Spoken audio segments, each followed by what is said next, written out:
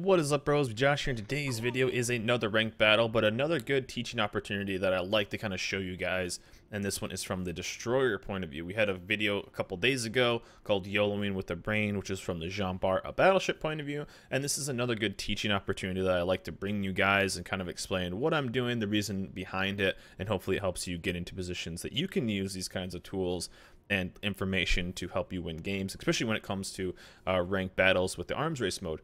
Now, destroyers, they have the smallest health pool in the entire game. It's a finite resource, but it is a resource. And what I see is a lot of people in general are afraid to take damage in this game.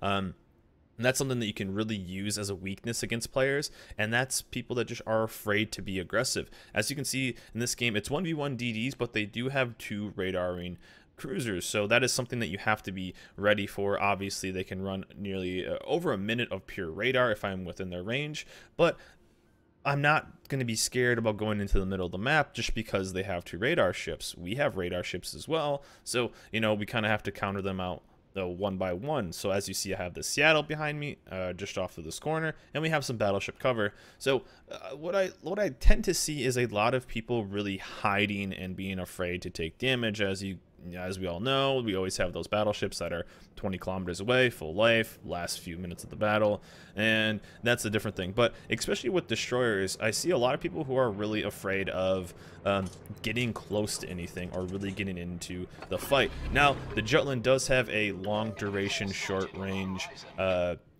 sonar, so it does help you kind of be a bit more aggressive. So I do know that situation. I'm going against one DD right now, which is actually kind of rare on the matchmaking.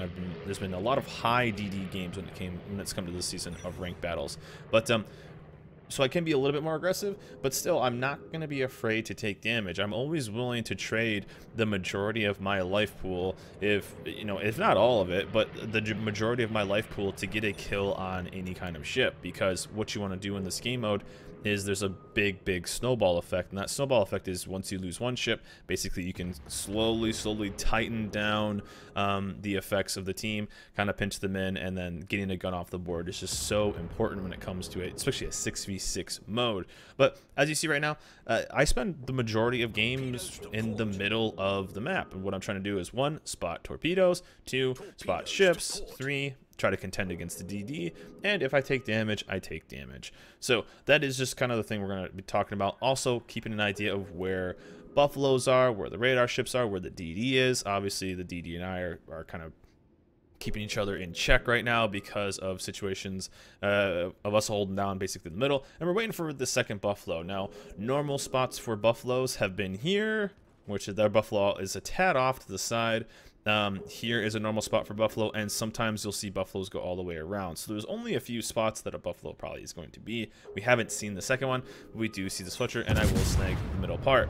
But as you see right here, I'm not really too afraid of taking too much damage. Obviously, I have 4 ships on me, which is a bit of a bummer, but the Musashi was in such a bad spot that it didn't really matter in the end, and I have the ability to disengage from this DD because of how Royal Navy smoke works. So again, still waiting for the second buffalo, and gonna just kind of dip out, get away, grab that extra buff. It wasn't the strongest buff. That's one thing too, is I've seen more and more from people is they're going out and getting too many buffs, and I've heard people calling the buffs a trap. I wouldn't quite call them that.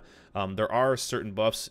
Definitely, if you go strength of buff versus the different buffs, I would go heal, concealment, the reload, and then the last one is the actual. The last one would actually be the consumable, which is the one I just went out and grabbed. Actually, I would go at them in that order. It is definitely not worth. And there's the buffalo. It finally popped up at what, almost 5 minutes into the game. So obviously we kind of prepared for that a little bit. We are getting radared, but again, our positioning was really good, so we only took a little bit of damage. And once we do get a healing zone, we will kind of come back up. But again, what you're going to kind of see right now is some aggressiveness from this. Obviously, they can't really see a lot of our ships, so this buffalo actually ends up getting pretty aggressive. And so one thing I'm going to try to do, though, is continuously try to get spots on this guy, because he is in a bad position. So our Musashi over here, could potentially have shots from long downtown. This battleship as well. Our Alsace could have shots if he pops out, and our Seattle could farm them with that. So my main thing is getting spots on this Buffalo, because I know he doesn't have radar, and there's no other radar that I really have to worry about. But one thing too is that this Fletcher has basically set up a trap for this guy, and this is the main thing for the entire video I want you guys kind of learn, and that's to learn the actual values of your firing in smoke. And what that is you can actually control and highlight over your ship. Obviously it's not going to do it for the replay, but you can control and highlight over your ship, and there is a value that each ship has for their penalty of firing in smoke. This used to not be a thing. It was added a while ago, and it depends on caliber of your shell. Now I think off the top of my head that Jutland has 2.5 because of its caliber shell, because it's much smaller. Most DDs tend to be around 2.7, 2.9, but since the Buffalo has 203s, he basically gave himself a death sentence in what he thought would be pretty safe. So right now I'm a bit too far away, and he hasn't fired, but now he's going to start firing because he thinks he's safe. And obviously you can see the Musashi took some damage. Buffalo, the torps went by, so he's going to avoid those. And now he's going to start firing again. And as you see right here, basically what we're going to do is we're just going to take the damage and just spot this Buffalo. He popped out just a tad, and as you can see, I'm slamming on the brakes right now because I just want to keep him spotted. And there's the radar, but I don't want to run from this. And this is kind of the one thing I really want to kind of go over with you guys, is I don't want to run with this. I want to keep this guy spotted. If I keep this guy spotted, if I run around that corner, we lose spots on this Buffalo.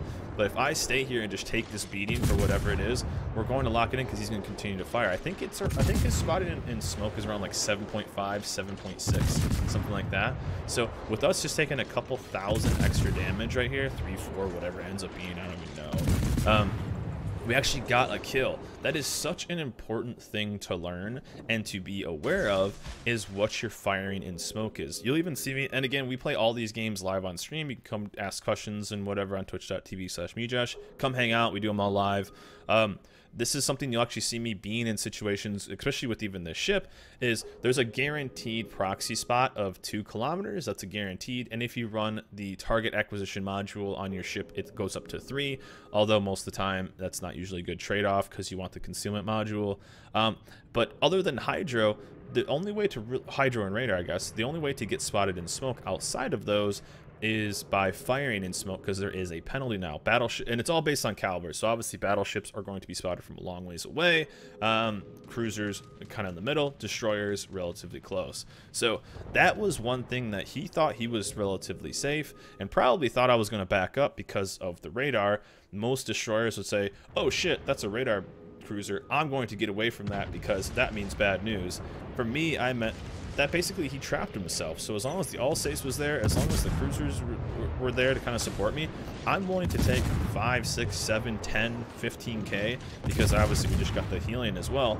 I'm willing to take that damage to get that kill in this game mode, because this game mode is so rewarding with how the healing zones work, and you can get a lot of that, especially when it comes to early gameplay, of getting when the middle zone is, which end up not being, but when the middle zone right here tends to be a healing, you know it's about to go down, DDs versus DDs. So I remember in one game, we went and got the healing early, and I got down to about 1,000 life, and then I ended the game at max because we ended up getting that double heal, and we ended up being able to just heal back up to basically max because of the passive heals are so good. So one thing you can actually, I do a lot too, is I'll bait out shots from battleships, which is, since DDs have an easier life now, as a kind of a DD main, I will even say that DDs have an easier life because battleships have less of a chance to actually one-shot you. Now it can still happen, they have to be extremely lucky, but a Musashi Baoan with 2 guns is almost impossible. I don't even think the math is there to do 21,000 life. Even 15k would be really tough. So what you see in a lot of situations, because of how they changed battleship AP is what I mean, what you see in a lot of situations is I will go out and wait for a battleship to shoot, and then and then pop smoke after that. The reason being is that they then have their penalty the entire time, and you have a 20-second window to then just farm them for as much damage as possible. So normally what I'll try to do is get a fire, get a flood, watch them repair, wait for them the open fire, wait for them to shoot, and then farm again for a good 20 seconds or so. Also, this island I didn't realize is so overpowered if you are a DD. So if you are playing a DD this season, embrace this island. It's called, like, if you're playing a USS Black, the USN Steel ship, this island is so overpowered. You can just sit here and block line of sight. I don't get how that little mound apparently just blocks everything, but this middle island is so freaking good, and if your team doesn't have crossfire, it's just basically a GG. So one thing you'll see in situations like this too, especially when I'm streaming, is I will kind of hold off on firing if things are getting too close, because I believe it's 2.5 for Jutland. I think it's 2.7 for like Fletcher and stuff like that. Is I will stop shooting because I don't want to get detected. So you have to be a little careful. But I'm going to use the edge of this island, get close. It's a Jean Bart. He can't really do anything. He's overextended anyway. Our all assist is going to do a bunch of damage, and we will take easy kill. Again, I'm not afraid to take damage here. I was just kind of messing around, but the rest of this game is basically, now the jumper is actually really tough to torque sometimes. They can juke, and the rest of this game is basically just a GG. But I found that this was a good thing that a lot of people don't use, and a lot of people are kind of scared of, and I thought this would be a good example to kind of show you guys on certain plays that kind of turned this game. And first one being is just getting that Buffalo kill, getting that radar cruiser off of the board. One of the things I always talk about is the right kill order and target, target acquisition, and the right kind of target picks for people. And it usually goes destroyer, cruiser, battleships. That's kind of the order, especially when it comes to rank. But honestly, this season, with how strong radars can be, with how many DDs there have been, I almost prefer taking out that radar cruiser. I mean, that radar cruiser is way more dangerous to me than that Fletcher ever is. And so it was such a good one for me to just trade a little bit extra life and get that extra kill on that Buffalo. I think we ended up taking like 3 or 4K extra. But we end up getting it anyway. We're going to give the Seattle the kill right here. An overall pretty solid game, but I thought this was just a good training, a good teaching opportunity here. And I'm seeing a lot of people afraid to take damage. It's really not that bad. Even in random battles, people are scared to take damage, and there's the Ram for the win, so we'll take it. And again, we are doing all of these. We finished up. This was actually the alt account, I think. Yeah, the alt account, and we're finishing up the main account live on stream, depending on when you're listening to this. But this is just a good one, a good example to show that it's not the worst thing to take damage in this game, especially in arms race where you can recover so much of your life. I was willing to trade a decent amount of life to get that kill early, and that just gives us an advantage late game, because it's so important to get those guns off the field and then just help your team get that advantage and clear that side off from radar, and then we can hunt down that DD and GG easy. But a good overall game. Yes, I know lots of rank battle content right now. That's all we're basically spamming. So so lots more to come. But just thought this was a good game in general, a good teaching opportunity, and hope this kind of helps you guys out. One, don't be afraid to take damage. Also, you gotta kind of be safe, because you also don't want to die. So don't overextend, don't YOLO into situations that are terrible. But trading a little bit of life to guarantee the kill on something is always worth it, in my opinion. And even if you can up trade too, let's say like I could have got maybe the Jean Bart and the Buffalo at the same time, I definitely would have traded my life for that, because I would have cleared up that whole side. But overall, I hope this video kind of helps you out. It's kind of like my break it down series again, with the YOLO video earlier this week with the Jean Bart, and just some good teaching opportunities. I hope to help you guys out. But anyways, good luck out there in your ranked battles, guys, and I hope this video helps you out. If you liked it, hit that subscribe button, hit that like button. It always helps support the channel. But that's it for me, guys. Hope you guys enjoyed this video. Remember to like, subscribe, and I'll see you guys next time.